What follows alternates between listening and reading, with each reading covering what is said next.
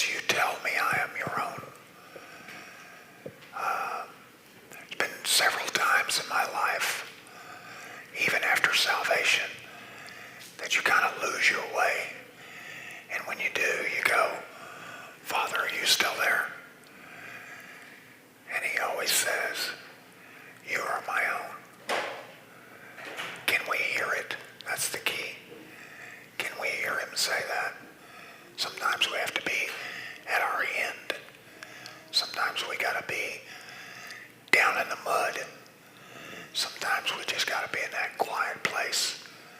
I've had a couple of conversations with him recently, and every time he answers, and it's precious. You know, sometimes when we're on this journey, because we can't see God physically, we can feel alone. But that doesn't mean you're alone. You know, the Holy Spirit, if you're a child of the King, the Holy Spirit is with you all the time. And then there's times that we call out, say, Jesus, I just need to hear your voice. Somebody will say something to you. Have you ever had that happen? Where somebody walks up to you and says something, and you're like, that was from God, that wasn't from them. Right? I love that. Well, this morning, we're going to have another testimony. This morning is Wayne. Now, some of you, I don't know, Wayne, you haven't read in the second service, have you? So Wayne is also going to read for me this morning, Romans chapter 12. But he's been reading for us on Wednesday night some. Brian reads. Eric has read. I think, what's your name? Russ read. You know I love you when I forget your name. So, anyway, and when Wayne starts talking, and especially when he starts reading, just so you know, it's not the U version. It's not the U version reading, but it sounds like it, just so you know. Okay, so, Wayne, come on.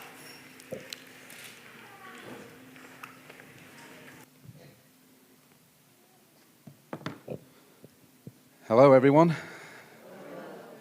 As you said, my name is Wayne. I'm not from round here.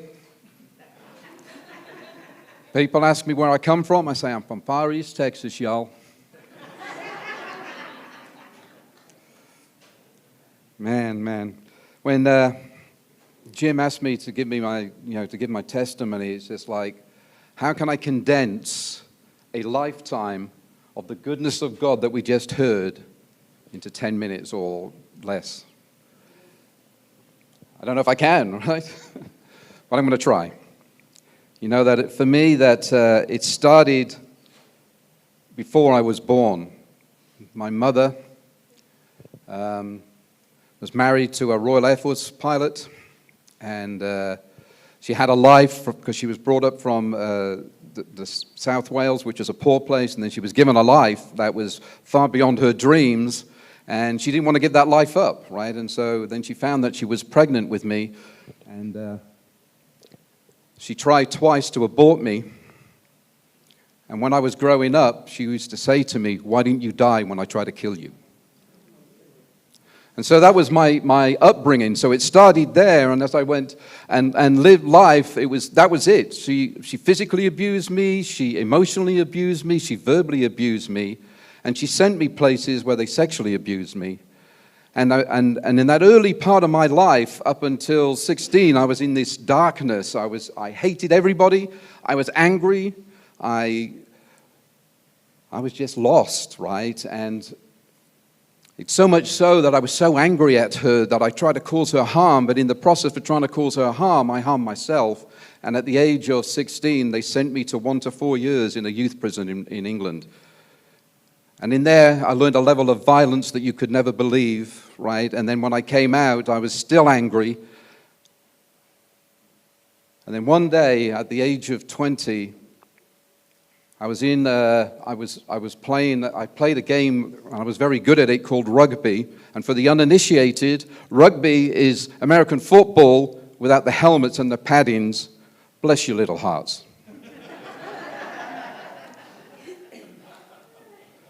But I was very good, and then one day we had finished the game on a Saturday, and I got separated because we were going to go into Manchester, and I ended up in the bus station and by Piccadilly train centre and bus centre, and I got separated from all my friends because I was going out to womanize and do whatever it is, get drunk and do what I always did, and probably end up fighting because that's what I used to do. But somehow I got separated, and suddenly this girl came up to me and she handed me a tract. And I looked at this tract and I said, oh, no, no, no, no, no. So I went back towards her and I started to argue with her. And I said, man, like I don't agree with all this. And all she kept doing was, it says here. And she referred to the Bible and she kept saying, it says here, and it says here, and it says here. And I was getting angrier and angrier. And all of a sudden, I don't know what happened, but there was this vision that appeared to me. And I saw this face. And I saw this being, and I couldn't describe to you whether it was a real being or not, but I just saw this face, and I saw these eyes of love just look at me and revealed everything I had ever done, and revealed to me everything I was going to do, and all I felt was love.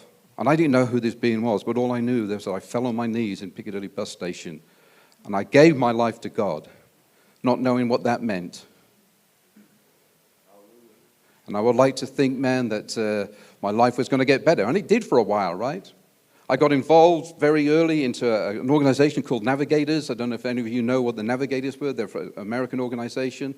They're very big into student evangelism on campuses. And I got involved with them. I got involved with British Youth for Christ, with Youth with a Mission, was active. I got involved with churches. And then it was like, man, God just was active in my life in a deep way. But I also had a dark side to me that I hadn't dealt with.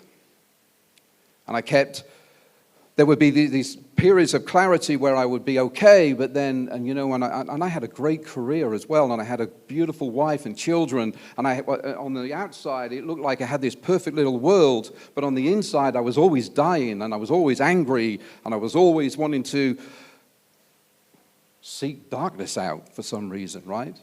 And that's what happened for the longest time, right? And then it was just like, I don't know what happened, man. I just abandoned everybody, right? And then it was just like, when I came across to the United States, I basically abandoned my wife, abandoned my family, divorced them, right? Thinking I was going to fix me. And I was lost in a world of drugs and alcohol and violence, even though I still had success. And I was always on the run from God. But God, see, relentlessly pursues you. As much as I wanted to run, He kept following me. Leave me alone.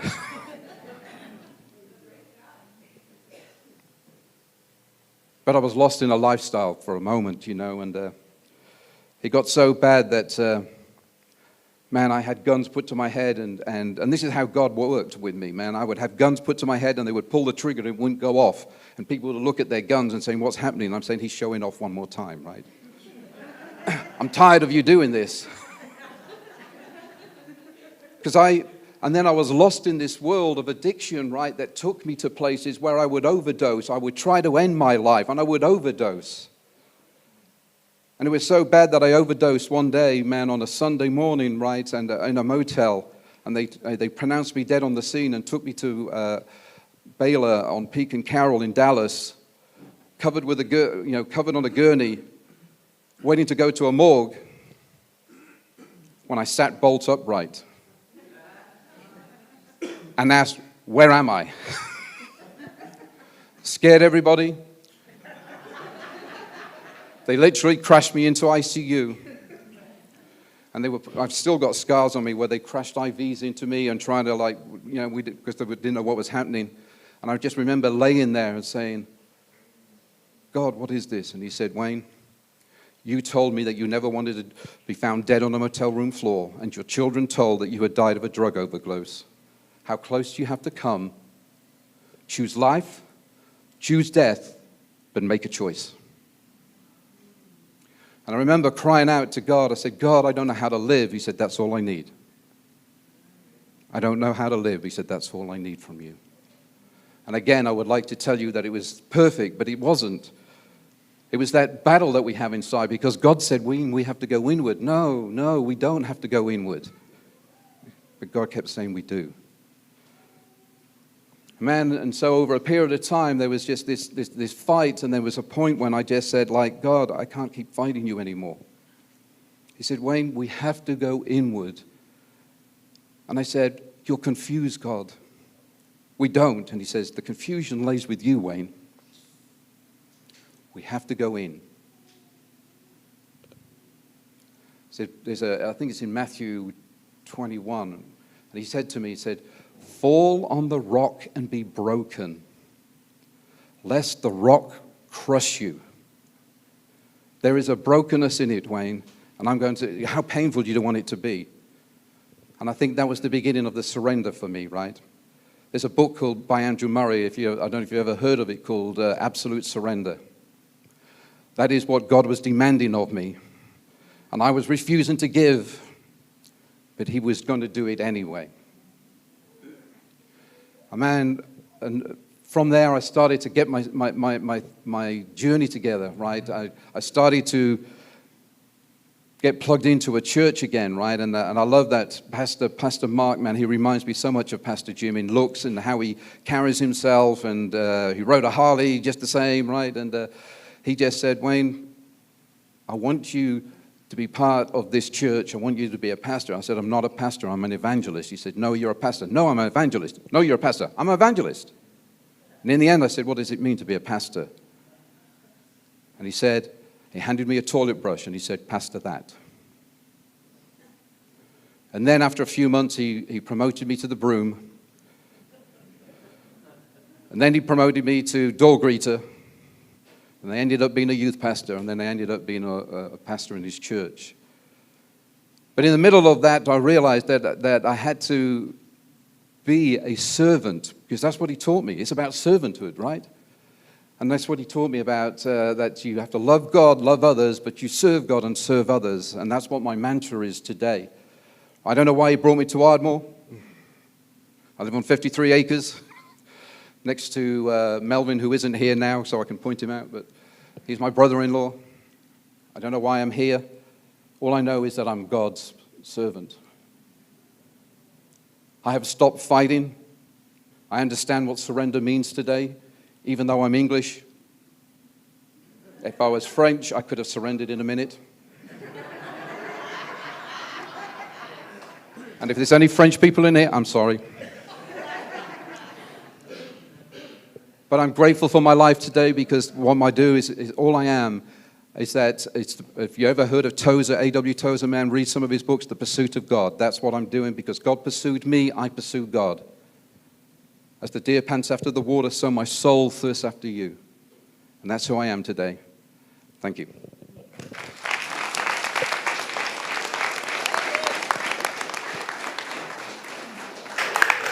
Very good.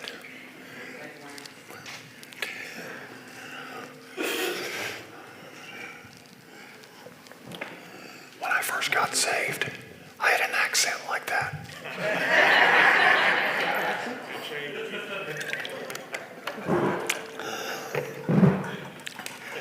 Don't you love the English? Always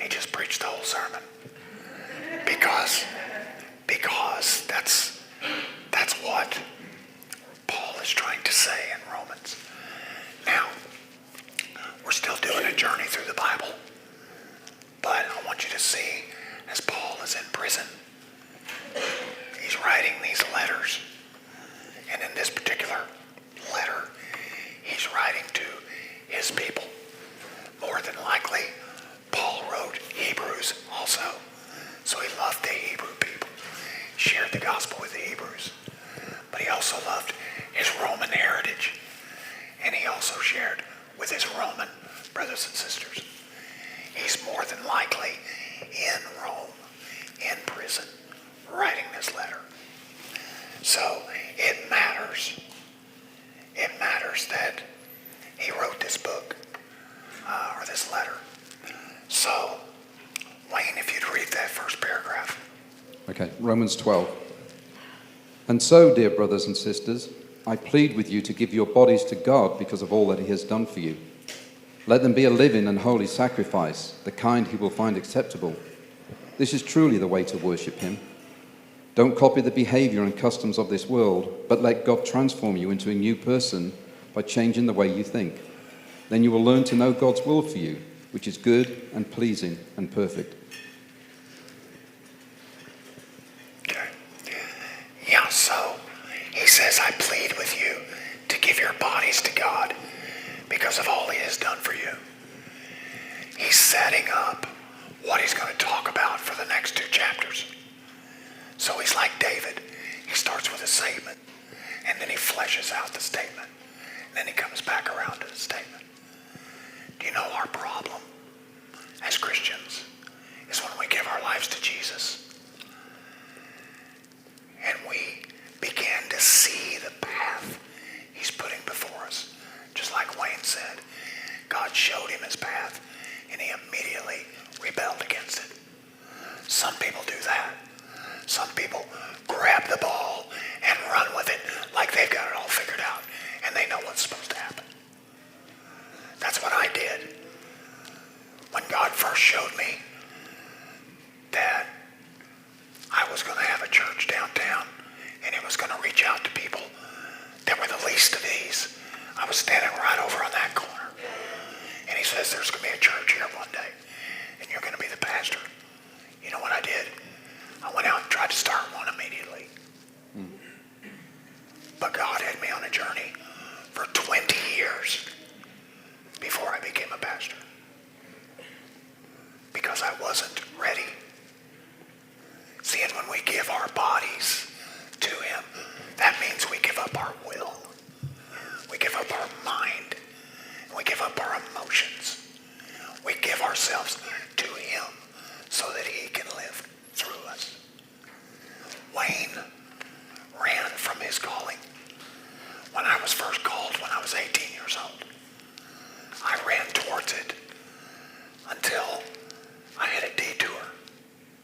I met somebody I wasn't supposed to marry, and I married him, and I got derailed. And then all I did for 6 years was run away from God. But then, when I met somebody new, Michelle, and she saw the light of God in me, and she began to nurture that and try to pull it out. And then I started running towards God again. See, life is a journey. Don't get hung up in the details. Don't think you got to know everything that's going to happen. You just follow.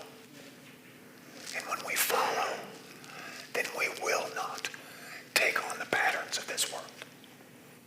See, when we don't submit our body to God, when we don't submit our mind and emotion to God, then we do what our default mechanism is. I say every human being, everybody with a computer we call a brain, has a default mechanism. Whenever you run into a problem you don't know how to deal with, and you're not trusting God, then you go back to however you used to deal with it. That default needs to be erased. The default needs to be, I'm going to turn to Jesus every time. Okay, Wayne, go ahead. Verse 3. Because of the privilege and authority God has given to me, I give each of you this warning. Don't think you are better than you really are. Be honest in your evaluation of yourselves, measuring yourselves by the faith God has given us. Just as our bodies have many parts and each part has a special function, so it is with Christ's body. We are many parts of one body, and we all belong to each other. Hold on. Just like we're supposed to give our body to God and let him function through us, we as a church have to do the same thing. We are all parts of the body. Do you realize there are people in this room that on any given day are smarter than me at any given thing? There are days I'm smarter than a person. Why is that? It's different giftings, different abilities. But all of them intermarry. All of these gifts come together in what we call the church. When's the last time you walked up, looked in the mirror in the morning, and just slapped the crap out of your face? It's been a while. Occasionally we have to when we're doing stupid stuff. But that's because the hand is not better than your face. The hand can't look in the mirror and judge the face and smack it. The face and the hand are part of the same body. See, we all have roles to play in this life we call surrendering to Christ. And it's very important that we surrender. And we all have special functions.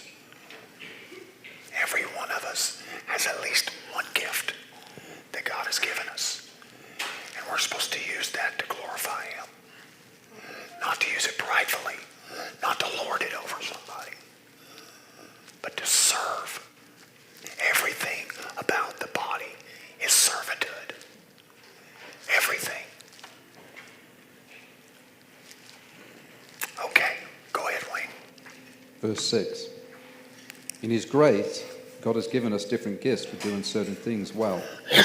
So if God has given you the ability to prophesy, speak out with as much faith as God has given you. If your gift is serving others, serve them well. If you're a teacher, teach well. If your gift is to encourage others, be encouraging. If it is giving, give generously. If God has given you leadership ability, take the responsibility seriously. And if you have a gift for showing kindness to others, do it gladly. So if you have a gift, use it. It's just like a muscle. If you don't use a muscle, it atrophies. And all of a sudden you got to go to rehab to learn how to use it all over again. See, our gifts that God has given us are the same exact way. They've got to be used. But then there's this thing that can happen. We can get prideful and think we want that person's gift or we want that person's gift. That's not the way a body's supposed to function. The hand can't all of a sudden become the heart. The hand does what the hand does. The heart does what the heart does. And the hand can't even operate without the heart.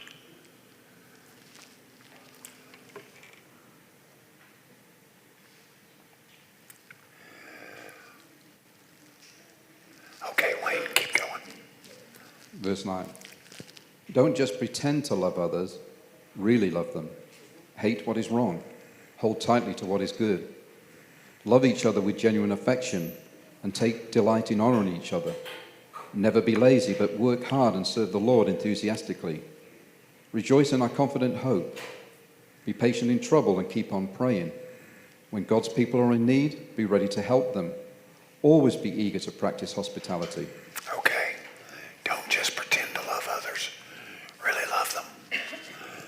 That is one of the hardest things for the human being to do.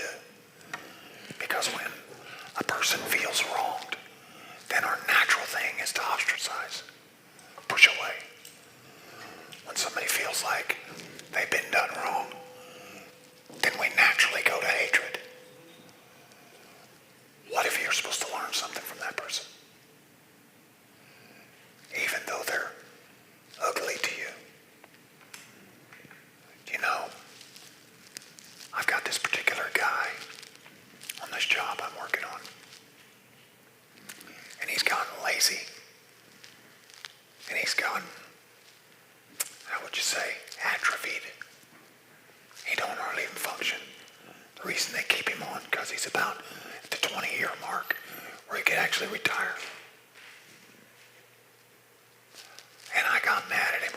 because he lied to my face. And I confronted him on it. Next day, he apologized. But guess what? He's one of the contractors on the job. What do I got to do? I have to work with him. So I forgave him, and then I began to work with him. And do you know, our relationship has actually gotten better. And he stopped being so lazy because he realized he was keeping the whole project back. Why does that matter? I extended an olive branch to him. I let him know that I cared about him, even though I didn't appreciate what he did. We've got to be working on our people skills. And just like Wayne said, when you've got all this trash in the background, it's like luggage. It's called the way you were raised, whether right or wrong. We drag it along with us. And then we react every time we don't get what we want. Or we react every time. Whoops, there it is. You cut me off, I'm really off. But then, if we react in a negative way, and we don't deal with our own negative emotions well, then guess what? We run to addiction. We run away. We run into problems. And when we do that, guess what? We're going to fail. We're going to fail. And if God's people are in need, be ready to help them. Always be eager to practice hospitality. I think it's fascinating. Out of all these gifts that Paul talks about in Romans, he mentions hospitality or some kind of servanthood more than anything else. You know, everybody wants to be the preacher, or they want to be an apostle, or they want to be the song director, or they want to be this, they want to be that. Paul has been talking about hospitality for 2 paragraphs. Why does hospitality matter? Because people feel welcome. They feel loved. They feel nurtured. You feed a person, and you're with them when you feed them. You're eating with them. They will talk to you about things they don't normally talk about. You know, I've been to the soup kitchen 100 times. And a lot of people, when they go to the soup kitchen, will go in and they'll cook. And then they'll wave at people, and then they leave. I go cook, I go serve, and I go sit with people. I listen to their stories. And do you know those people know me wherever I go? I've invested in them. Why? Because that could be me. The other reason you give hospitality is because hospitality has empathy in it. One of the things the church is lacking today is empathy. Actually feeling like what it would feel like to wear somebody else's shoes. You know how God keeps me humble? Whenever I see Alvin, or I see the other guy, I think his name is Jeff, that are just out of their minds, I will see them. I will notice them. And God will say to me, that could be you. So you know what I do when I see Alvin? And he's screaming and hollering and everything. I'll say, Alvin. And he immediately goes, whoosh. I say, what you doing? Oh, nothing, man. I say, you got enough cigarettes? Now, a lot of people look at me funny.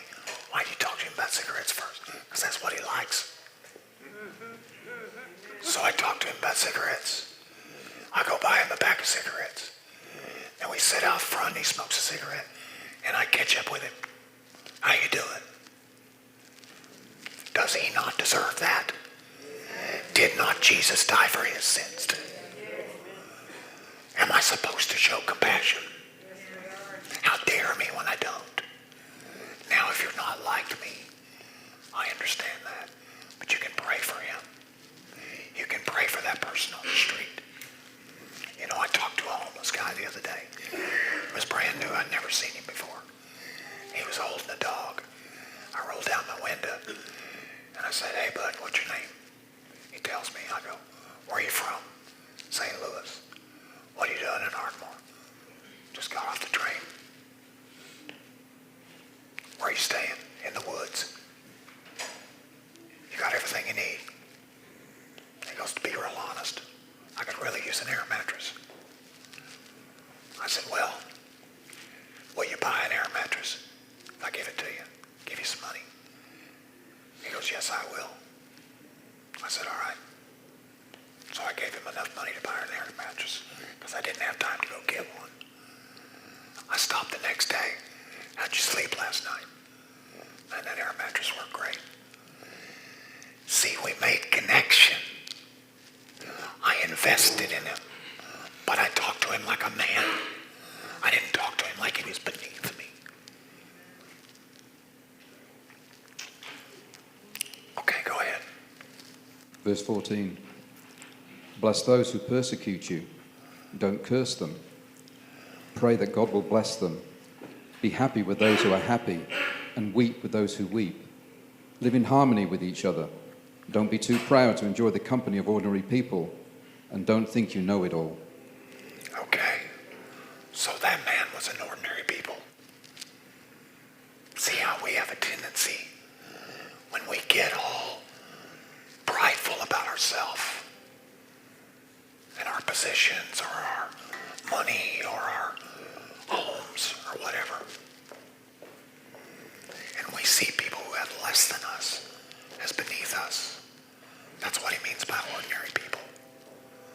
When's the last time you talked to an ordinary people? Maybe it's time you have a conversation with yourself in the mirror, because you're ordinary people. I hate to tell you, some homeless people have it better than we do. Do you know why? They don't have the worries that we do, because we're in debt up to our eyeballs, right? We're not trying to make the next payment. You might go, "Yeah, but they're in survival mode." I'd rather be in survival mode than where I've been.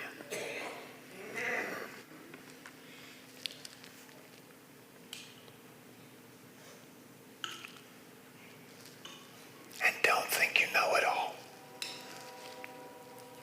I have a James who used to work at County Builder. He died a few years ago. James would ask me from time to time, "Jim, you understand the Bible pretty good, don't you?" I said, "Well, about 60%. He said, 60%. And I said, 30% of that is questionable. And he goes, "So that means you only know like 15%. I said, "That's the part I understand." And he goes, "Is it worth reading?" I said, "I read it every day. I read it all the time. And I get deeper and deeper and deeper with the Lord. God's trying to show us stuff. Are we listening?" Go ahead, Wayne. Verse 17. Never pay back evil with more evil. Do things in such a way that everyone can see you are honorable. Do all that you can to live in peace with everyone. Dear friends, never take revenge. Leave that to the righteous anger of God. For the scripture says, "I will take revenge. I will pay them back, says the Lord." Instead, if your enemies are hungry, feed them. If they are thirsty, give them something to drink. In doing this, you will heap burning coals of shame on their heads. Don't let evil conquer you, but conquer evil by doing good. Don't let evil conquer you. When we get in revenge mode, evil has just conquered you. I'll never forget.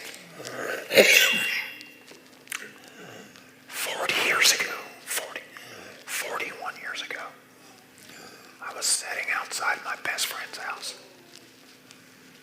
who had taught me everything I knew in carpentry.